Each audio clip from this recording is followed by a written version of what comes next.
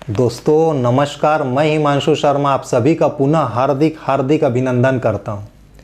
आज हम बात करेंगे कि कुंडली देखकर भवन संबंधी फलादेश कैसे किया जाता है। ज्योतिष के नियमों के अनुसार भवन से संबंधित फलादेश कैसे करें, कुंडली देखकर भवन से संबंधित फलादेश कैसे करें। चलिए फिर आज का कार्यक्रम प्रारंभ करते हैं। सबसे पहली बात, भवन संबंधी किसी भी प्रकार का फलादेश करने के लिए हमें कुंडली के चौथे भाव को देखना होता है।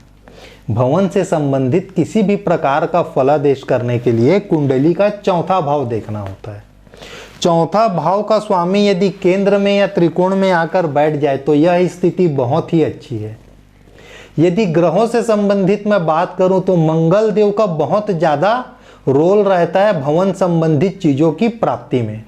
ठीक है, तो नंबर 1 हम देखते हैं चौथे भाव को, नंबर 2 देखते हैं चौथे भाव के स्वामी को, नंबर 3 देखते हैं मंगल देव को।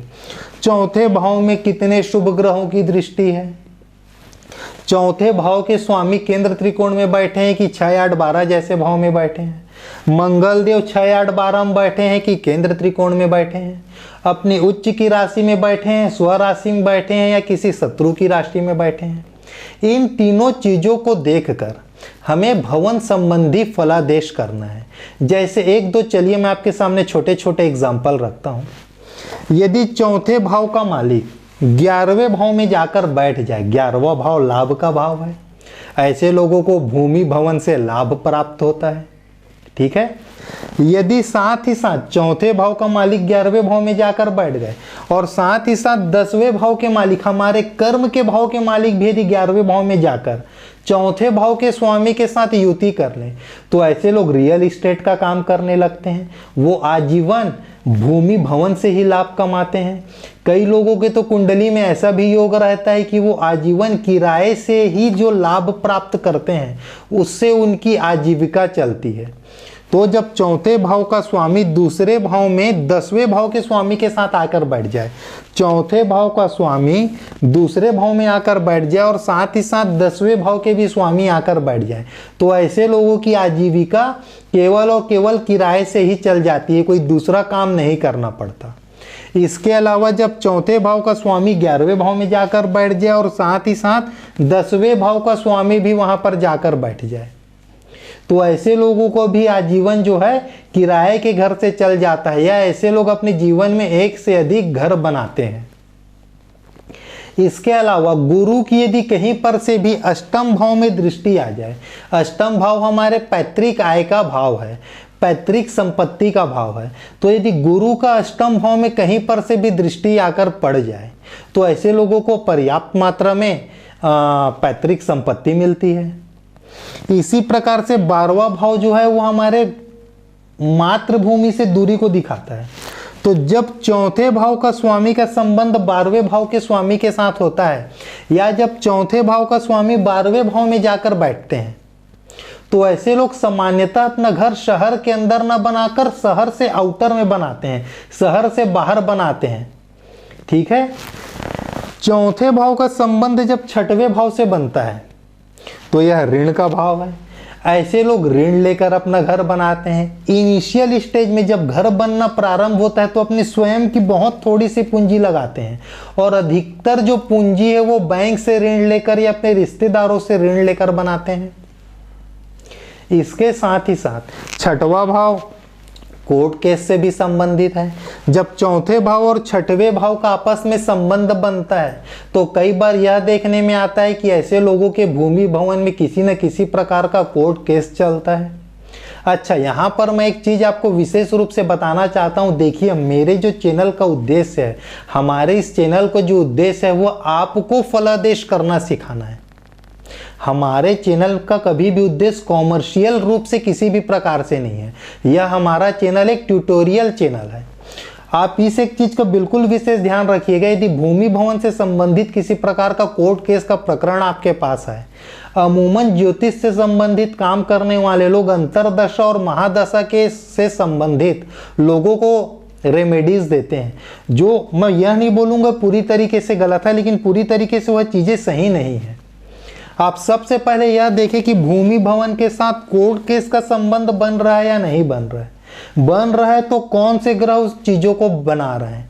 उसके बाद गोचर में उस ग्रह की स्थिति, तो गोचर की स्थिति, कुंडली में बनने वाले कोर्ट केस की स्थिति और अंतरदशा और महादशा, इन तीनों से कॉमन एक फैक्टर निकालिए कि क्या काम किया जाए, क्या रेमेडी दिया जाए जिससे भूमि भवन से संबंधित कोर्ट केस में अधिक से अधिक फायदा हो। जब भी आप इस प्रकार से अपने कंक्लूजन में पहुंचेंगे तो यकीन मानिए आपके जो भी नेटिव होंगे, आप जिनको किसी भी प्रकार की कंसल्टेंसी दे रहे हैं, तो उन्हें बहुत ज़्यादा लाभ होगा और उनका आपके पास आने का जो पर्पस है वो पूरा होगा। चलिए मैं फिर से अपने विषय वस्तु में आता हूं। मैं थोड़ा सा अपने विषय वस्तु से भटक रहा हूं। इसके बाद जब लग्नेश और चतुर्थेश का आपस में राशि परिवर्तन होता है तो ऐसे लोग अपने पुरुषार्थ के दम पे, अपने दम पे अपना घर बनाते हैं। यह हमको दिखाता है और चौथा भाव भूमि भवन को दिखाता है। तो जब भी इन दोनों का लग्नेश के साथ चतुर्थेश का राशि परिवर्तन हो तो ऐसे लोग अपने पुरुषार्थ से अपना घर बनाते हैं। ठीक है।